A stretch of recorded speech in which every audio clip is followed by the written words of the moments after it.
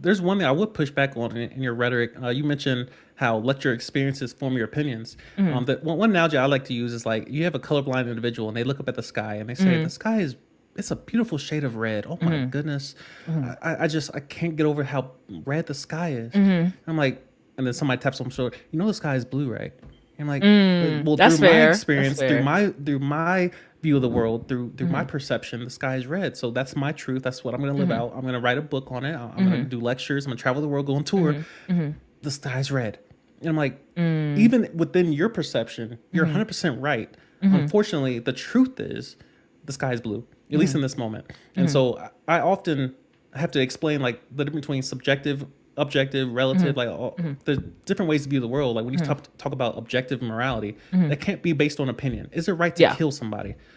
That can't just be up to opinion. It has to be Agreed. somewhat grounded in a universal truth, because when you leave this country, you don't want them to have different rules over there and say, well, in this country, we kill people every single day because it's a sport and it's Hunger Games and we enjoy it. Versus in this, like, it can't be subjective, even though in a lot of cases it is. And so I do believe that in some ways your experiences, like, so the term that should govern your experiences versus your learning or your theories is anti-fragility. Anti-fragility basically explains how some experiences, they can only benefit you.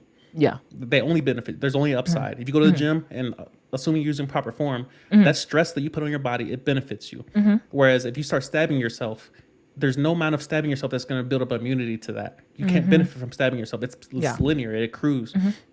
So there's no way to benefit. It's like vaccines. In theory, the vaccine is supposed to defend you against COVID and defend you against stuff. And in theory, it benefits you. It's anti-fragile in nature. Whereas some things are just fragile. Some mistakes are immediately fatal. There's no way to benefit from that. It doesn't help you in the long run. So I think that's a point that's kind of missed out on, is like you can have your subjective view of the world and say, this is, my experience is my experience, and I don't have pretty privilege, or I've never been treated a certain way. I'm like, well, what about the truth though? The truth is most men don't have pretty privilege.